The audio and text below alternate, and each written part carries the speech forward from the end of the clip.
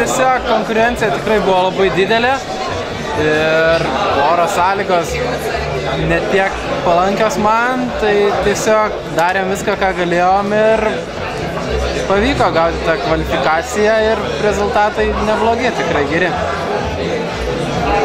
O pats Pertas, labai gražus miestas, viskas labai gerai organizuota, bet pasaulio čempionatas vis tiek sunkios varžybos ir padarėm viską, ką galėjom.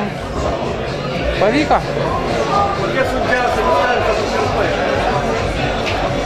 Sunkiausia man, kuomet vėjas vidutinis ir tiesiog nesvarbu, kuri atkarpa, tiesiog jeigu vėjas nei silpnas, nei stiprus, o pats viduriukas, tai man blogiausia.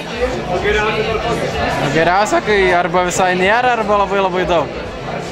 Tai kuomet tarp 1 metras pučia, arba 8 ir daugiau, tada gerai.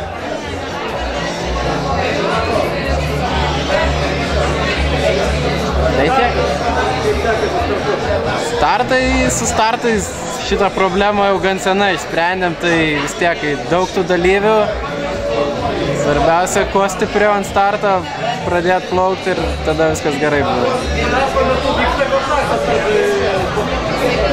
Kontaktą aplamai vengiam, bet kokioj situacijai.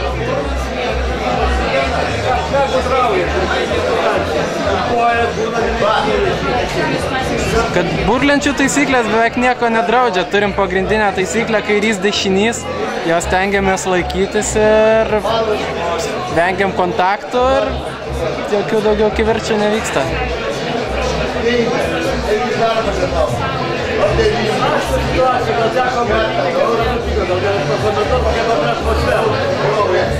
Kad mūsų klasiai kažkaip iš viso nei protestų nieko tokio nevyksta, visi labai draugiškai plaukia, tai tiesiog jau kelios dienos po plaukimų buvo per radijus pranešinėjo, kad ryklių buvo pliaže, bet daugiau nieko.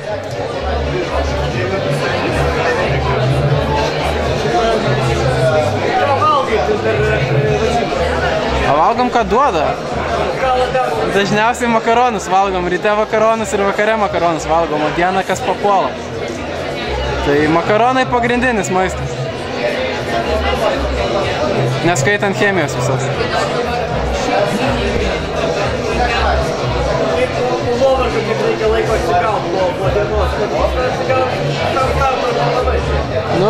Po varžybų, po plaukimų, tai tiesiog grįžtam, makaronai, baltymai, miegot ir iš ryto jau pasiruošęs turi būti.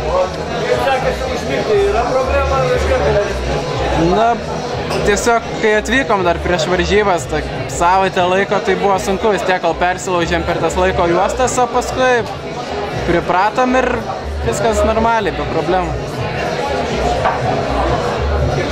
Su miegu aplamai problemų neturiu. Kiek laiko trunka plaukimas iš esmės? Pusę valandos. Pas mus nepriklausomai nuo oro daugmaž vis tiek taiko pusę valandos. Kaip tas ekvatorija Anglijoje, srovės ir visą kitą, negalime? Anglijoje mes ten uoste plaukiam, tai iš esmės viskas labai paprasta, ten nei srovių didelių nieko nėra, tiesiog vėjo sąlygos, aišku, irgi kaip visur nepastovios labai, bet normaliai. Kelies treniruojatės ir treniruojatės?